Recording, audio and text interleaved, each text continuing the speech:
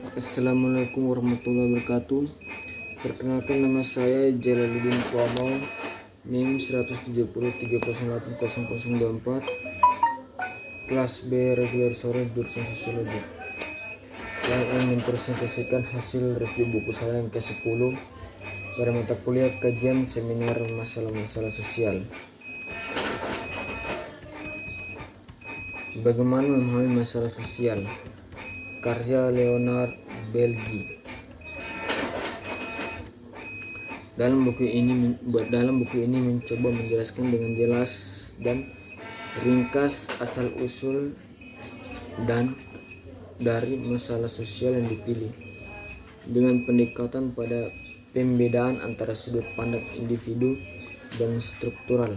Dengan melakukan itu, saya telah mencoba agar pembaca dapat merasakan kembali orang-orang yang berjuang dalam konteks perubahan besar dalam sejarah yang telah meningkatkan pilihan mereka. Saya membantahnya kunci untuk memahami masalah sosial melihat sosial struktur. Alasan untuk penekanan ini adalah bahwa mengetahui mengapa individu dan karakteristik tertentu bertindak seperti yang mereka lakukan, menjelaskan sedikit tentang bagaimana struktur sosial mendorong atau menghalangi perilaku seperti itu. Seperti yang akan terlihat jelas, tidak ada yang kabur tentang penjelasan struktural. Alasan untuk penekanan ini adalah bahwa mengetahui mengapa individu dengan karakteristik tertentu bertindak seperti yang mereka lakukan, menjelaskan sedikit tentang bagaimana struktur sosial mendorong atau menghalangi perilaku seperti itu. Seperti yang akan terlihat jelas, tidak ada yang kabur tentang penjelasan struktural. Bisa menunjukkan bagaimana dan mengapa variabel tertentu mempengaruhi tingkat perilaku. Buku ini ditunjukkan kepada siswa pemula yang juga genap reader. Ada keuntungan dari buku singkat bagi saya. Teks Cognitive Steve berukuran besar yang diproduksi saat ini seringkali membingungkan. Bab 1. Studi masalah sosial. Berikut definisi yang digunakan dalam buku ini. Problem sosial itu merupakan kondisi yang didefinisikan oleh sejumlah besar orang dan diakui secara politis karena membutuhkan imperfem ke divisi lain. Sosial masalah memiliki 3 aspek yang harus dibahas. 1. Tujuan bagian menunjukkan tingkat kerusakan. 2. Komponen subjektif menunjukkan bahwa kondisi yang merugikan telah diidentifikasi, dan politik yang terjadi. Dan yang ketiga, aspek optimis menunjukkan bahwa orang-orang percaya bahwa CSN di sisi dapat diperbaiki. Tingkat bahaya. Kehangatan datang dalam berbagai bentuk. Orang bisa terluka secara fisik. Mereka bisa kalah uang atau kekuasaan. Nilai-nilai moral mereka dapat tersinggung, atau lingkungan di mana mereka hidup dapat dirusak. Namun dalam setiap kasus bahaya haruslah situasi satu dapat dideskripsikan secara akurat. Dimensi yang menyatakan bahwa narkoba atau mobil merupakan masalah harus menunjukkan sejauh mana penggunaan obat dan mobil dan konsekuensinya. Idealnya seperti yang saya tekankan nanti, deskripsi seperti itu akan memeriksa data historis dan internasional karena mereka membantu menempatkan masalah dalam perspektif. Misalnya, melaporkan bagaimana datang kami bervariasi waktu dan dari satu negara ke negara lain, mengarah pada pemahaman yang lebih besar. Lebih jauh lagi, informasi semacam itu membantu menunjukkan kerugiannya yang disebabkan oleh keduanya obat-obatan dari kebijakan yang dirancang untuk mengatasinya.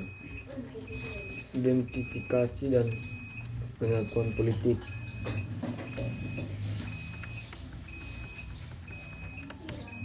Pengenalan masalah sosial membutuhkan penilaian yang bersifat subjektif dengan jumlah yang signifikan. Telah ada kontroversi yang cukup besar dalam sosiologi tentang beberapa banyak orang yang signifikan dan mudah untuk melihat mengapa ini tampak sulit untuk dipecahkan kembali. Apakah ini mengambil mayoritas populasi, pelacur yang intens, satu orang yang kuat, seorang ahli atau sekelompok ahli? Faktanya ada kesempatan ketika masing-masing intensitas ini berhasil mengklaim bahwa kondisi yang merupakan masalah sosial. Jadi jawabannya kurang dilakukan dengan jumlah absolut. Orang menyatakan suatu kondisi berbahaya daripada pengaruhnya dalam masyarakat. Proses mengidentifikasi masalah sosial biasanya melibatkan umpan balik antara publik dan pimpin opinian. Mereka membawa masalah ke orang, memperhatikan dan mengajari mereka di mana minat mereka berada. Kebanyakan individu menggunakan keluarga dan teman sebagai pimpin opini utama mereka hanya karena ikatan emosional mereka dengan mereka dan frekuensi berbicara dengan mereka. Perlu perbaikan pervasivenis. Masalah sosial mencerminkan harapan untuk masa depan. Merasakan bahwa hidup kita dapat ditingkatkan. Gagasan AEX untuk meningkatkan masyarakat didasarkan pada nilai karena tidak ada cara lain untuk mengevakuasi kehidupan sosial. Setidaknya ada dua prinsip yang mendasari desire untuk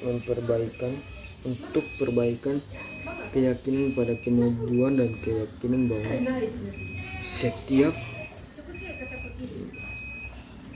telah menjadi dasar barat dan selama 2 milenium. Meskipun sering tidak disadari, tindakan yang diambil dalam kaitannya dengan nilai-nilai ini adalah dampak ganda dari waktu ke waktu. Mereka mengarah pada solusi dari beberapa masalah dan penciptaan orang lain. Yes, kata seorang komersial tua, adalah produk terpenting kami. Ini bisa jadi makhluk American. Gagasan tentang kemajuan adalah metafora. Tentu saja cara berbicara tentang meningkatkan kehidupan kita. Pertimbangan betapa jauh lebih baik kita saat daripada di masa lalu.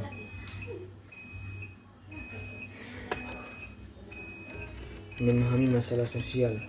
Kita hidup di masa yang tidak nyaman. Orang melihat perubahan moral tentang kehidupan dan terapung-apung. Mereka melihat keluarga putus dan khawatir tentang mereka. Pemberontakan berkala oleh Amerika dan menjadi takut. Pria melihat wanita menuntut kesetaraan dan mencoba mendukung kepanikannya. Singkatnya, orang-orang merasakan bahwa cara berpikir dan cara lebih tua dan tidak berguna lebih lama. Namun dalam menghadapi kegelisahan, mereka berpegangan teguh pada akal sehat. Dan akal sehat tidak akan memberikan pemahaman. Jadi mereka menyatakan semua lebih ini karena orang biasa hidup dalam lingkungan pribadi yang terdiri dari keluarga, lingkungan agama, dan pekerjaan. Dengan demikian dibatasi, mereka tetap hanya samar-samar menyadari hubungan rumit di antara keduanya. Mereka sendiri hidup di dunia yang lebih besar. Identifikasi fakta sangat penting untuk memulai dengan data. Dalam melakukannya, Anda harus mengingatnya semua pengetahuan berdasarkan Pada perbandingan ini tidak mungkin dimengerti fenomena apapun. Dan mungkin itu saja yang dapat saya sampaikan. Terima kasih. Selamat sore.